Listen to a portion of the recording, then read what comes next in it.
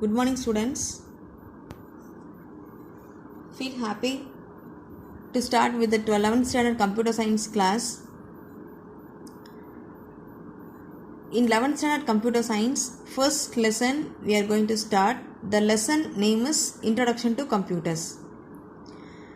Before entering into computers, let us discuss about the usage of computers or why we are using computers. In our day-to-day life, we are seeing many areas which are using systems. Schools, colleges, offices, reservation site. In all the places, we are in need of computer to simplify our work. Actually, what is a computer? A computer is an electronic machine using which we can store large amount of data and you can perform some calculations and all. And you can what is the speciality about computer? It can process the data and give the answer very accurately. Manually, if we are doing some calculations, there is a possibility of error, but when we are using the system, there is no chance of error. It will give the answer accurately. So because of these reasons, we are using computer to simplify our work. Actually, this computer was developed by a person called Charles Babbage, who is called the father of computers. You know already. And before the introduction of computer, which led to the development of computer, is what? Abacus. Abacus is the very first device which is used for counting. From abacus, many devices started introducing like Napier's bone, slide rule, and analytical engine. Like this, many devices was introduced. After that, finally computers came.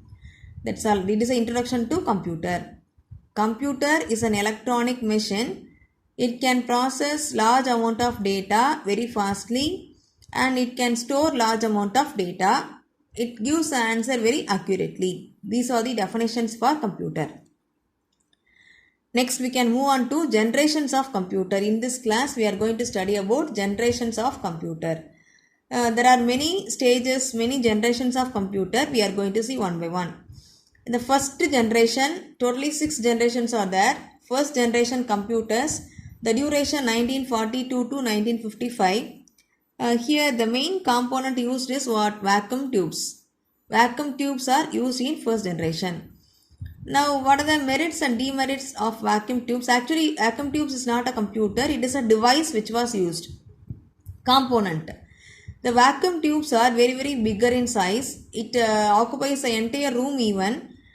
And it needs more power for its work. It has many drawbacks of vacuum tubes. It occupies entire room. It occupies more space. And it needs more power for its work. And when it is working continuously, it liberates more heat. That heat will lead to malfunction. Malfunction is nothing but system hanging like that. Some errors, nothing will be happening at that time. Next, in the first generation, machine language was used. Machine language is nothing but the language which uses only zeros and ones. Actually, as a human being, we are writing our program in high level language, normal English language. Our program will be converted into a form of zeros and ones which is understood by the computer. Computer knows only zeros and ones. So whatever the data we are giving, it will be changed into zeros and ones.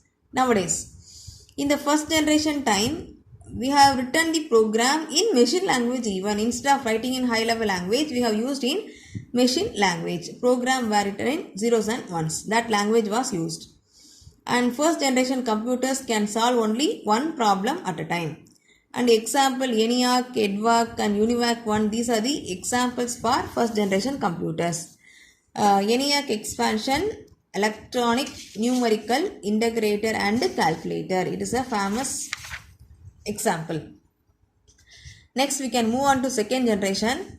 In the second generation, duration is what? 1955 to 64. The main component used is what? Transistors.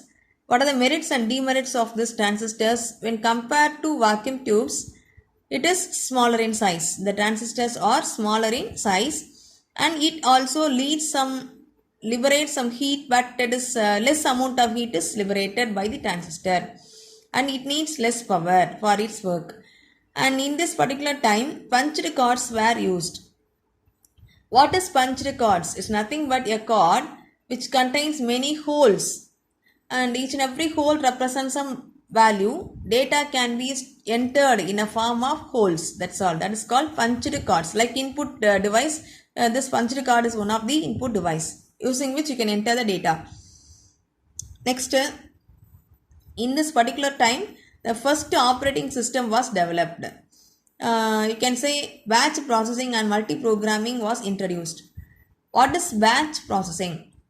The similar jobs are grouped together in batches, and batch by batch the process are executed. That is called batch processing. And multi-programming means more than one program can be executed at the same time. That is called multi-programming.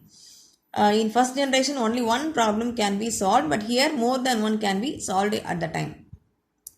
And coming to languages, this second generation uses machine language as well as assembly language.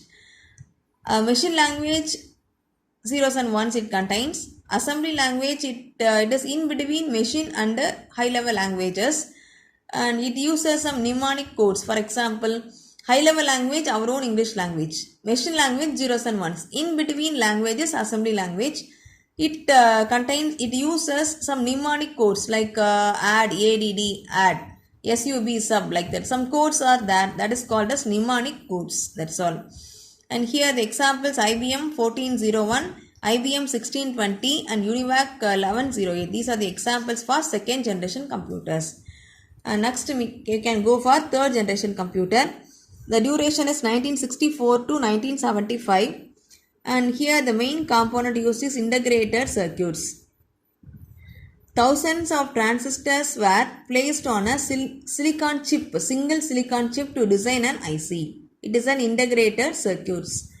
And now when you compare this third generation with second generation, it was very smaller. The size is reduced as much as possible, and it works very faster, and it is more reliable also, and it needs less power than transistor. And here high level language were introduced at the time. High level language, now English language were introduced at this particular time, and it can solve many problems at the time. First generation only machine language, second generation assembly language also started, third generation high level language was started. IBM 360 and Honeywell, these are Honeywell series, these are the examples for third generation computer. The next generation, fourth generation, the duration is 1975 to 1980. The main component is microprocessor. We can call it as very large scale integration, VLSI, very large scale integration. Now microprocessor actually it came from the development of microcomputers. There are many types of computers over there: supercomputer, mainframe computer, microcomputer and mini computer. Microcomputer is the cheapest computer. The microcomputer introduction will lead to the microprocessor. That's all, microprocessor. And what are the advantages and disadvantages of this microprocessor?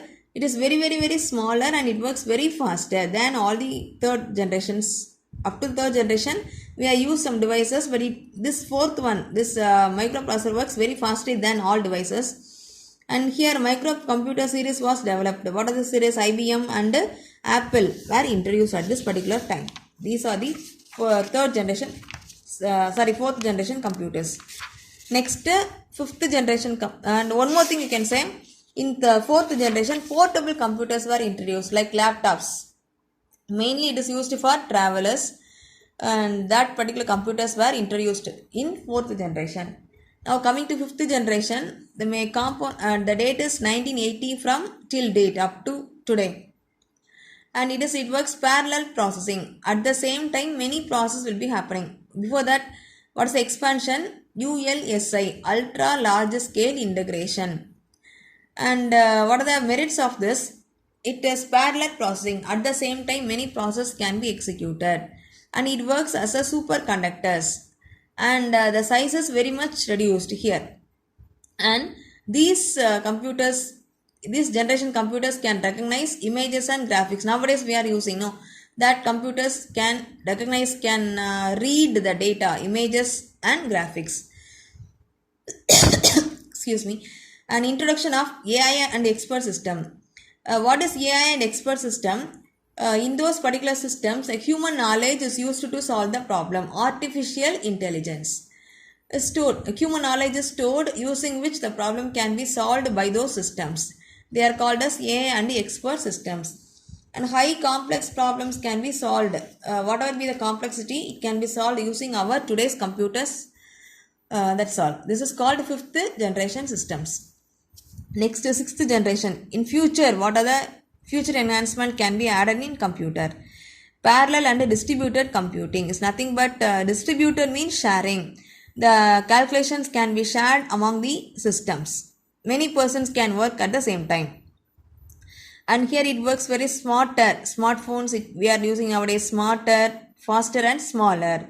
And the introduction of robotics which helps us. Natural language processing. Natural language is our normal language. In that language even we can start writing the programs. Then voice recognition software. For example, speakers is a voice recognition input device.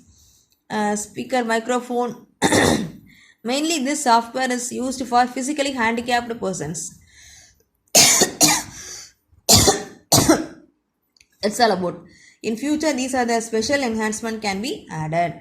So that's all about the generation of computers. The main thing you should remember, the first generation is vacuum tubes. It has some drawbacks because of that second generation transistors came. It also has some drawbacks. Then you can move on to third generation IC. And fourth generation microprocessor. Fifth generation we are using ULSI, ultra large scale integration. And finally in sixth generation we are some enhancements can be added. That's all about it. So with this generation of computers question over. Children, computer science is a very easiest subject and interesting subject also. In this year you are going to learn what is present inside the computer and how it works, each and every part, how it works and what are the components of computer. Lot of things you are going to study in this book. So have a interest to study computer science. Learn thoroughly. Thank you, children.